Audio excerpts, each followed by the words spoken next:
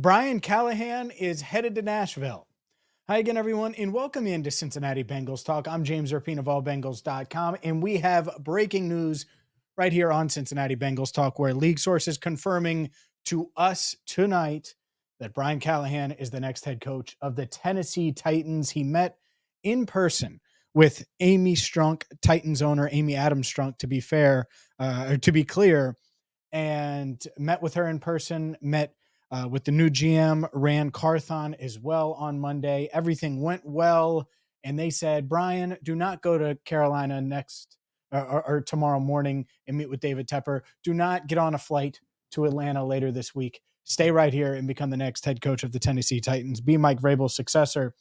And look, this is something that whether you watch here, you either watch Locked On, whether you've read allbengals.com, we've been all over Brian Callahan's options, and it felt like the Titans were right there near the top, whether it was the Titans or Carolina, of the two teams that were pursuing Callahan the hardest. And it makes a lot of sense for a variety of reasons. And I know there are some that say, well, the Bengals offense is going to be better. We'll get to that, and there's plenty of time to discuss that.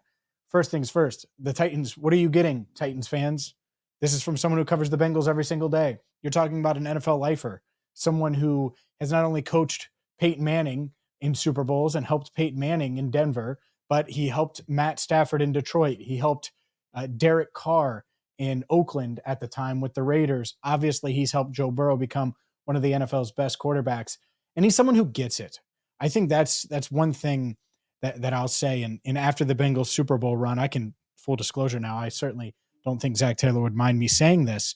Zac Taylor was talking after the Super Bowl run, and it was at the University of Cincinnati's Pro Day, and Brian was interviewing for a job. He didn't get it, but interviewed for a job after their run, or during their run it was. And he was like, it's nice to have everybody back. It's nice to have everyone back. And I think he felt the same way this past year and really values Brian. And so where do the Bengals go from here?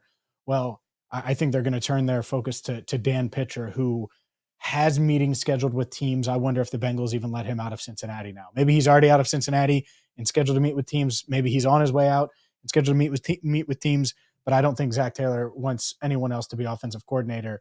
Dan Pitcher's the guy. So that's what I expect from a Bengals standpoint, for the Bengals to go after Dan Pitcher hard to make him the next offensive coordinator.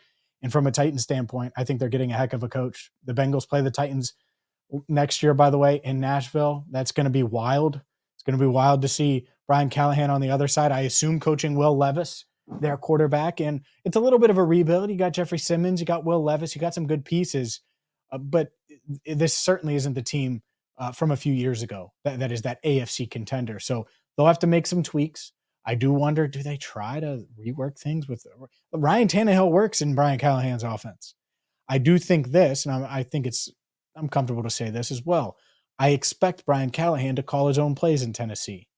So for those of you that thought, well, Brian should be calling the plays, not Zach. Well, we'll get to see it next year, starting with the Titans. And so this is the first time a coordinator has left the Zac Taylor coaching tree during this run, during this really 3-year run, where the Bengals have posted winning records, have been to 2 AFC championship games, have won one, been to a Super Bowl, have won back-to-back AFC North titles. Obviously, they didn't do that this year, but finished 9-8, and I think it's well-deserved for Brian, and we will see what happens to the Bengals coaching staff. As always, we'll have you covered right here on Cincinnati Bengals Talk when there's breaking news. We did a video earlier today discussing the scenarios that could happen for Brian. It felt like it was when, not if, and the when happened to be on Monday night. So hit that subscribe button, ring the bell, and we will talk to you on Tuesday night, 8 Eastern, with Enter the Jungle, Andrew Fox Miller, and myself. So until then, thank you so much for watching Cincinnati Bengals Talk.